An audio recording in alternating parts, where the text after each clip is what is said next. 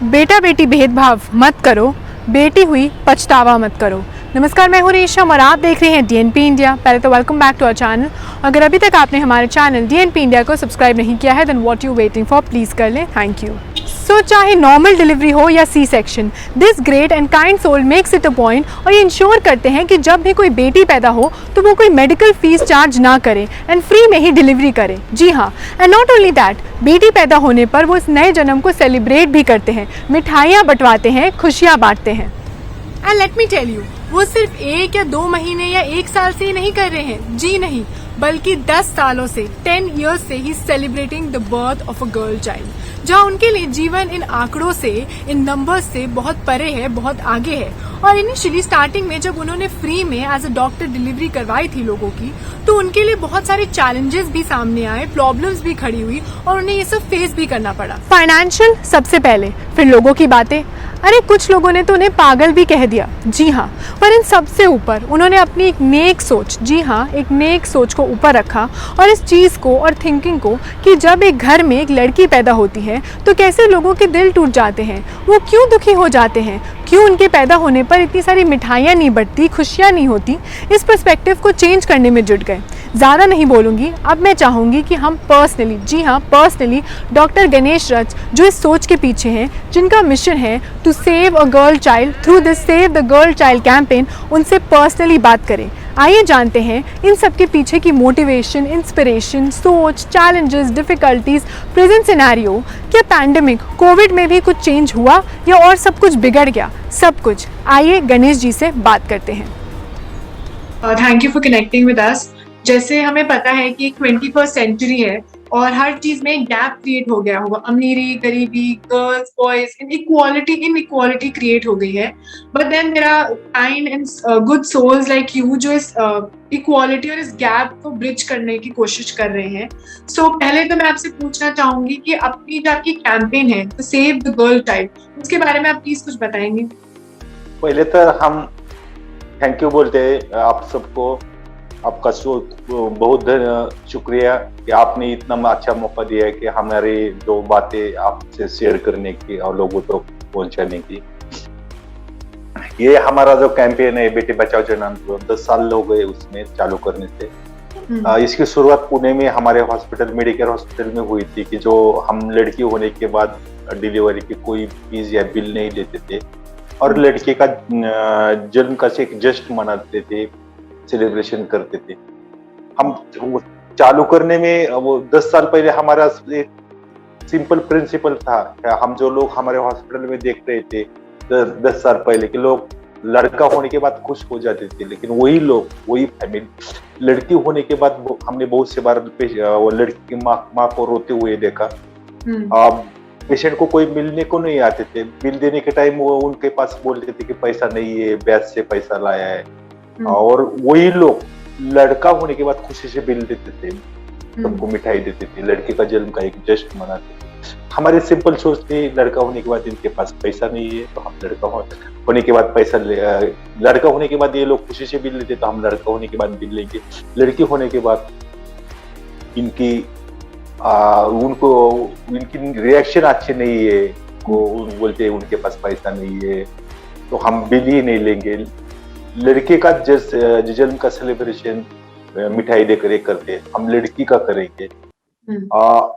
लोगों की रिएक्शन उस टाइम इतनी निगेटिव थी कि जब हमारे फील्ड में, मेडिकल प्रोफेशन में सबसे बड़ी मुश्किल चीज रहती है कि जब कोई पेशेंट की डेथ हो जाती है हॉस्पिटल, तब वो डिक्लेयर करना है, क्योंकि रिलेटिव की रिएक्शन इतनी अच्छी नहीं रहती थी। लेकिन मुझे उस टाइम 10 साल पहले ऐसा लग रहा था कि एक लड़की हुई, ये रिश्तेदारों को बताना, एक डेथ डिक्लेयर करना तो ऐसी मुश्किल काम थे। तो हमारा सोच यही था कि लड़की को भी जीने का राइट है, लड़की को भी राइट टू बर्थ बोलते हैं, जो हमारी सोसाइटी नहीं दे रही है। और सिंपल बात है कि लड़की का भी जन्म का सेलिब्रेशन होना चाहिए, जश्न मनाना चाहिए जैसे हम लड़के का करते हैं। और लड़की को भी एक बचपन से ही एक रिस्पेक्ट मिलना चाहिए इस सोसाइटी में। सो सर, जैसे आपने बोला कि आपने 10 साल पहले ये स्टार्ट किया था, तो इसको शुरू करने की आपकी मोटिवेशन और इंस्पिरेशन क्या थी शुरुआती? इंस्पिरेशन एक चीज नहीं थी। मैं डॉक्टर हूँ, मेरा हॉस्पिटल है और मेरे इधर बहुत सारे डिलीवरीज होते हैं और हम वही रिएक्शन देख रहे थे कि लोगों को वही फैमिली, वही लोग जो लड़का होने के बाद कितने खुश रहते थे और वही लोग को वही फैमिली लड़की होने के बाद ना खुश रहते थे, निगेटिव हो जाते थे। तो यही इंस्पिरेशन थी कि जो हम देख रहे थे। बहुत से बार हमने ऐसा देखा है कि ये लोग लड़की होने के बाद वो एक्सेप्ट नहीं कर रहे थे कि लड़की हुई, वो बोलते थे नहीं अपने हमें दूसरी की लड़की दी, हमें तो लड़का ही होने वाला था। ऐसे बहुत सारे चीजें हैं कि जो हम देख रहे थे, वो बाद में धीरे धीरे ऐसा लगा कि चलो जाने दो, ये लोग तो चेंज हो गए नहीं हो गए मालूम नहीं, लेकिन हम तो लड़की होने के बाद लड़की का जश्न मनाएंगे, हम सबको मिठाई देंगे रोड हमारे हॉस्पिटल की तरफ से, और फीस भी नहीं लेंगे, बिल भी नहीं लेंगे, और उनके आगे के ट्रीटमेंट जैसे कि वैक्सीनेशन रहता है, बाकी ट्रीटमेंट सब फ्री करेंगे। तो जैसे हमारा देश आगे बढ़ रहा है बहुत सारी चीजों में, टेक्नोलॉजी में आगे, लेकिन इस चीज में आपको क्यों लगता है कि अभी भी लड़का लड़की में इक्वालिटी क्यों है, एक बराबर क्यों नहीं माना जाता? इससे रूट कॉज क्या हो सकता है आपके हिसाब से?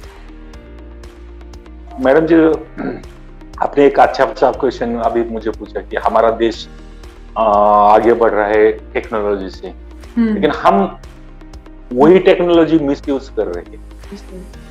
देखो, जो टेक्नोलॉजी से आगे बढ़ रहा है वही टेक्नोलॉजी से हम लड़की को गोद में मार रहे हैं, हम लड़की का फीमेल फिटिसाइड कर रहे हैं, सेक्स रिलेटिव अबॉर्शन कर रहे हैं। एक सिंपल सी बात बताता हूँ आपको। गवर्नमेंट का सर्वे, इकोनॉमिक सर्वे ऑफ इंडिया 2017-18 का रिपोर्ट है जो हमारे इंडियन पार्लियामेंट में आया था। उसमें पेज नंबर 7 पे लिखा है कि हमारे देश में पिछले 10 सालों में 6 करोड़ 30 लाख लड़कियों की गोद में हत्या हुई है। कन्या भ्रूण हत्या जो बोलते हैं वो 6 करोड़ 30 लाख लड़कियों की 10 सालों में।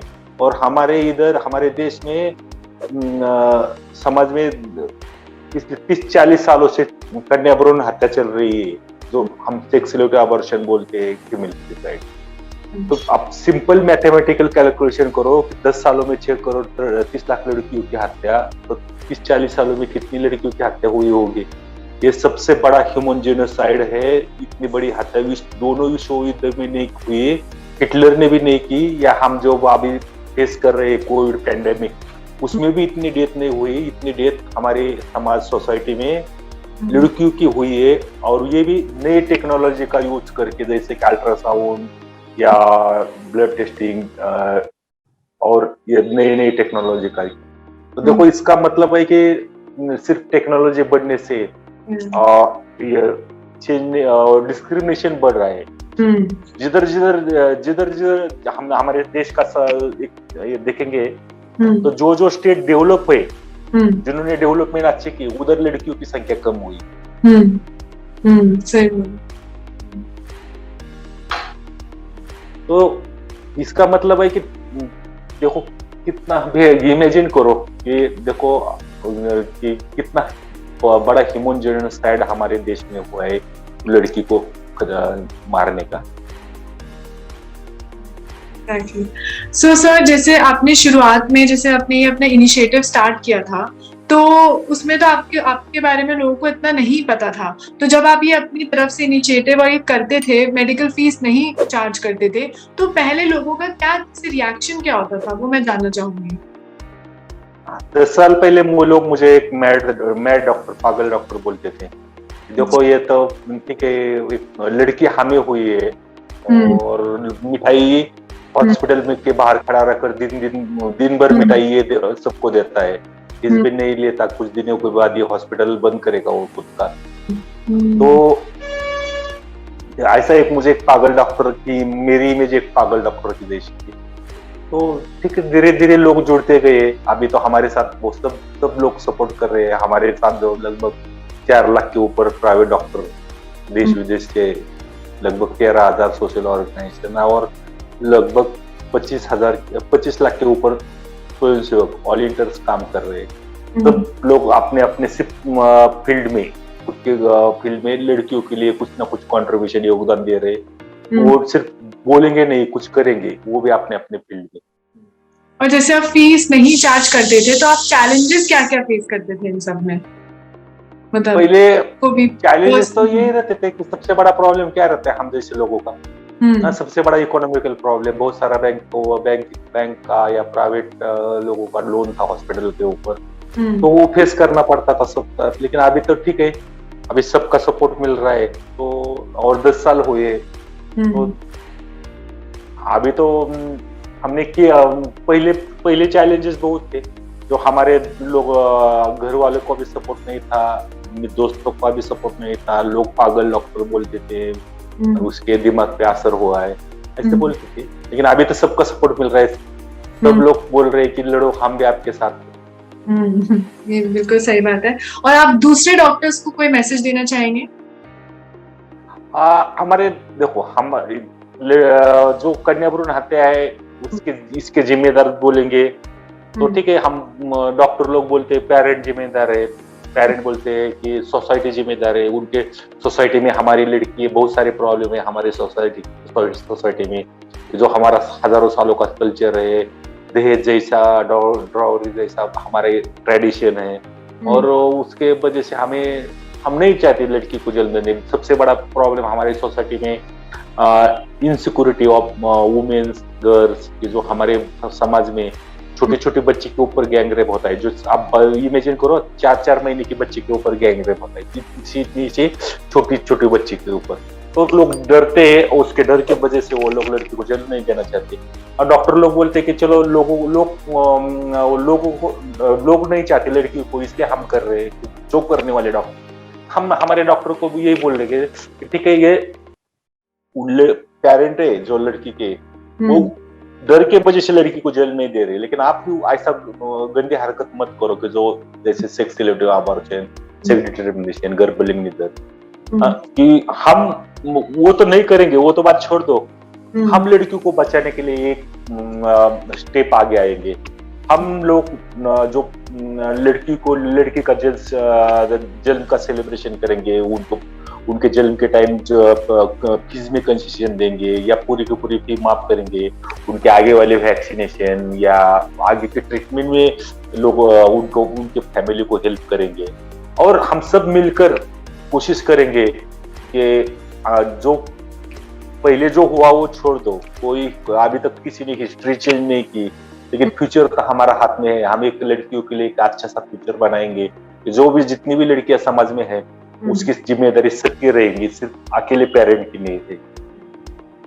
और सर, कोविड पैंडेमिक के टाइम पे आपने कोई चेंजेस नोटिस करे, इंक्रीज और डिक्रीज सीक्रेट सिलेक्टिव अबॉर्शंस ऐसे करके आपने कोई डिफरेंस नोटिस? मुझे तो लग रहा है कि जो सेक्स सिलेक्टिव अबॉर्शन है वो इंक्रीज हुए कोविड पैंडेमिक में। कैसा होता है कि हमारे पूरी की पूरी हेल्थ सिस्टम गवर्नमेंट की वो कोविड के ऊपर काम कर रहे थे, तो ऐसे और बहुत सारा इनसिक्योरिटी माहौल था।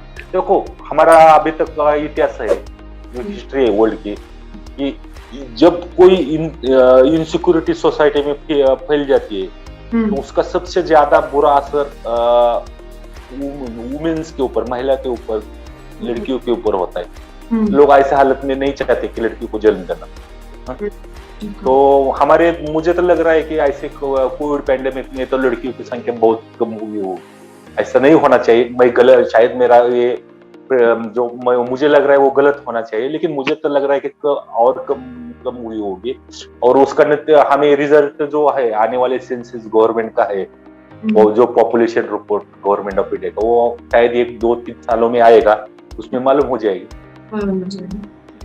और सर, कोई ऐसा इंसिडेंट या कोई ऐसा आपको याद हो जो आपके दिल के बहुत करीब हो, आप उसके बारे में कुछ बताना चाहेंगे इस पूरे 10 साल की जर्नी में? देखो, अभी तो हमारे इधर तो थोड़ा थोड़ा चेंज हो रहा है। जो लोग लड़की होने के बाद रोते थे, बहुत सारी फैमिली हम अभी देख रहे हैं कि जो लोग लड़की होने के बाद रोते थे, वो अभी लड़की नहीं हुई इसलिए बहुत से बार हमने रोते हुए थे। देखो, हमारा वही तक चेंज है। हम लड़कियों को लड़के के खिलाफ भी नहीं है, बॉयज के खिलाफ भी नहीं है। हम सिर्फ ये चाहते हैं कि सोसाइटी में डिस्क्रिमिनेशन नहीं होना चाहिए। लड़की को भी जीने का राइट है, लड़की को भी रिस्पेक्ट मिलना चाहिए जैसा कि हम लड़के को देते। इतना ही छोटी सी हमारी ये है। अच्छा, और सर जैसे अब प्रेजेंट सिचुएशन तो आपने बता दी, अगर हमें ऑडियंस को आपसे जुड़ना है, आपके इस इनिशिएटिव में पार्ट लेना है, तो हम कैसे कर सकते हैं? देखो, हम सबको यही बोल रहे हैं कि सबने एक जगह पे मिलकर काम करने से इससे बेहतर है कि हम सभी लोग अपने अपनी जगह पे काम करेंगे, और इसकी शुरुआत हम हमारी फैमिली से करेंगे। हमारे फैमिली में भी छोटे हम लड़कियों को रिस्पेक्ट देना, एक बोलते हैं ना, डिस्क्रिमिनेशन कम करेंगे, उनको रिस्पेक्ट देंगे, उनको एक अच्छा सा माहौल बनाएंगे, और फिर उस हमारे फैमिली के बाद हम हमारे मोहल्ले में काम करेंगे, खुद के मोहल्ले में काम करेंगे, अपने अपने एरिया में करेंगे, अपने अपने फील्ड में करेंगे, और सब मिलकर लड़कियों के लिए कुछ ना कुछ कंट्रीब्यूशन करेंगे। जी, और sir last message to our viewers. बोलिए। सर लास्ट मैसेज जो आप हमारे दर्शकों को देना चाहेंगे। देखो, सबने मिलकर काम करने की जरूरत है कि हमारे सोसाइटी का बेस है मेल एंड फीमेल, और हम एक फीमेल को जन्म देने से रोक रहे हैं, जन्म लेने से रोक रहे हैं, उनको जन्म के टाइम में डिस्क्रिमिनेशन कर रहे हैं उनके बारे में। और देखो, हमारी ये सोसाइटी को हमें सेफ रखना है, तो दोनों को भी जीने का अधिकार है, दोनों को भी इस सोसाइटी में जन्म लेने का अधिकार है, दोनों को भी एक समानता चाहिए, मिलने के अधिकार है, और इसकी शुरुआत सबने मिलकर करना चाहिए, खुद से करना चाहिए ना। कौन सी भी चीज की शुरुआत खुद से करेंगे, ठीक है। हम तो यही सोचेंगे लोग बदलेंगे नहीं बदलेंगे मालूम नहीं है, लेकिन इसकी शुरुआत हम अपने खुद से करेंगे। Thank you sir, thank you for connecting with us. I am sure कि आपका मैसेज हमारे व्यूअर्स तक जितने लोगों तक पहुंच सके उतना बढ़िया है और उतना अच्छा है। Thank you so much sir. Thank you. So देखा आपने, हम सबको मिलकर अलग अलग जगहों पर इस सोच को और बढ़ाना चाहिए, लोगों को समझाना चाहिए, और इस बैरियर को बस ख़त्म करना चाहिए, क्योंकि बस बहुत हो गई है इनइक्वालिटी, लड़का लड़की सब एक हैं। So that was all for today's segment. अगर आपको हमारा आज का कंटेंट और वीडियो अच्छा लगा, then please do not forget to like, share and subscribe to DNP India. आप हमें फेसबुक, ट्विटर, इंस्टाग्राम पे भी फॉलो कर सकते हैं। Keep loving us, keep showering your love, and keep watching DNP India.